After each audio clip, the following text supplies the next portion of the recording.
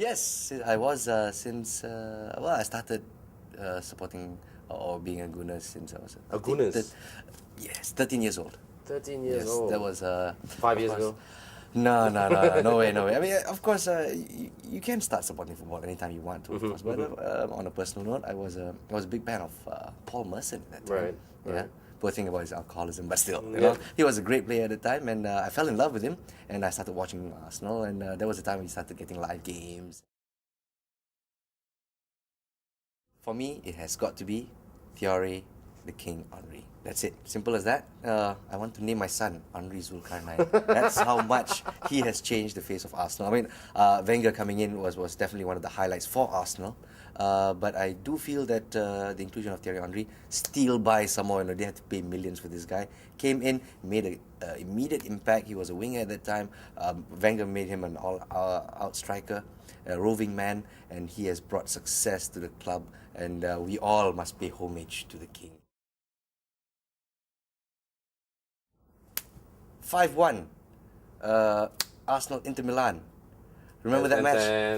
Henry was king on that match. Of course, really inspired Arsenal. You could see him really doing a Steven Gerrard, grab the whole team and just dragged it along, inflicting, if I'm not mistaken, Inter Milan's Worst ever defeat for 47 years at the San Siro. 47 years. So that was a big And they achievement. lost at the San Siro. Exactly, man. So that was a big match for me as well. Top of the list has got to be 49 games unbeaten. Beat that. It's going to be a record for a long time coming. It took quite a long time to beat that record. And the last one was any other team I remember who has gone through a season unbeaten was Preston North, and that was just 22 games at that time, 1940s. So for professionally to go 49 games unbeaten is a big achievement. So still, the Invincibles rock.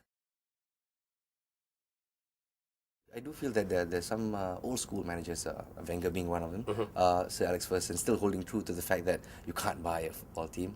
And the perfect example right now is Manchester City, of course. Sorry, Sasi Ridwan. I know you're a fan. I have no idea why. Okay, being in blue instead of red. Come on. But Hughes is having a huge problem. I do feel in the first place he doesn't have the quality or the experience needed to bring Manchester City to the next level. And of course, so you need to bring the right coach. Yeah, that's one. But of course, money can't buy the best coaches, as you can see with professional football nowadays. Looking at the fact that Arab money, sweet oil money coming in as well, pumping in, and Manchester City not having the results. We've got the most expensive player in Robinho, and still going in flashes, sometimes disappearing from training. I have no idea why. Birthdays in Brazil, man. I know still, but with the kind of money that you're being paid, Yeah. I would feel guilty if I was in his shoes. Simple as that. As a thorough football fan. But it's shown time and again that money cannot buy you success. I used to remember Malaysia Cup finals, Selangor versus Singapore. Half of it would be yellow and red, the other half would be red of Singapore, and we'd be shouting, whoa, the atmosphere was electric. We could pack stadiums back in the day, Merdeka Stadium back then. Exactly. But here's another scourge that was ultimately the bane of Malaysian soccer. Basically match fixing. I remember the days of Azizul Abu Hanifah, Anwar Abu Bakar, and all these. Edwards. Exactly. Abbasad. Yeah, these are the guys who made things happen. And imagine as a young football fan, you idolize these guys. But when you find out they're on the take, and you find out that the goal scored was because of the goalkeeper on the take, it really crushes you as a boy. I remember feeling so crushed, and I remember making a vow I will never watch football in the stands again. And I never have. I only went once. Ever since then, it was Malaysia versus Indonesia, and we were leading the first league, and we lost the second league here in Malaysia. Tiger Cup final. Yep, that was really, really disappointing. Sad moment. And I remember thinking, nothing's changed. Might as well never come to the stadium again. And that's the sentiment of the middle-aged people who grew up with football and watch it go down the drain. Yeah. Push everything aside, it's definitely grassroots level. I remember back during my days in school, they just introduced the zone system. Before this... Zone marking or just... No, a zone system within Wilayah.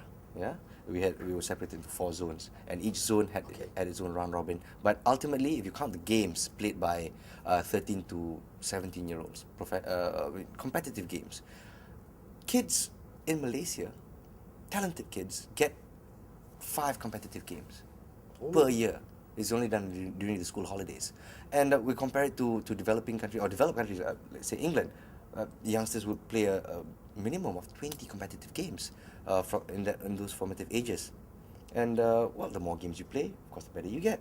So if our youngsters are not exposed to competitiveness at a young age, we have the talent. And enough saying that, no, we're small fleurs, we don't have the physicality. Excuses. That's all excuses, because we've had the Japanese people being at a disadvantage. They're still at a disadvantage. They won 5-1 against Finland, but Finland scored that one goal with a corner, set piece.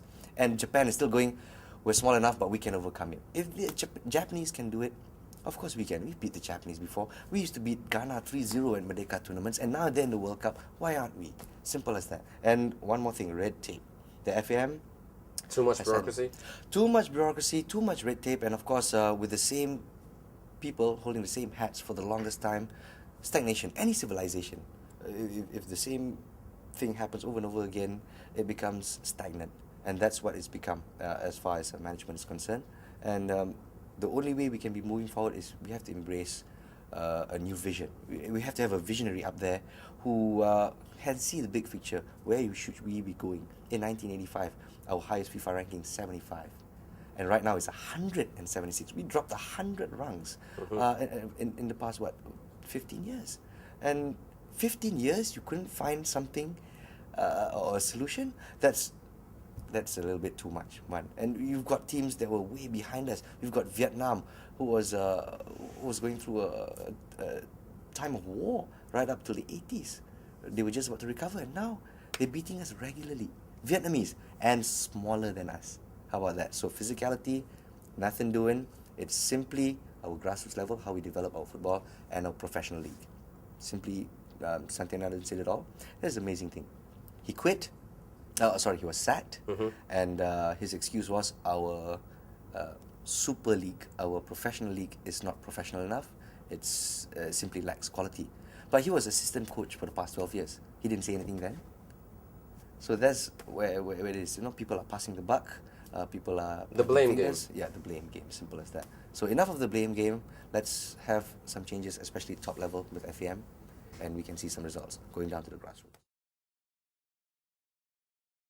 I was never an all-out striker. I was a bit of a defender, a bit of a... Hard man. A short Vinnie Jones, that way, And for me, the earliest memory I have was standard 6, actually. I was Your school days? It was school days. I scored my first free kick goal.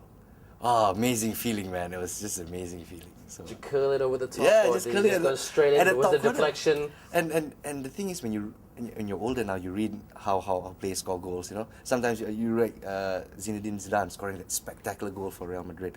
And when I read his report, all he said was, I didn't think of anything.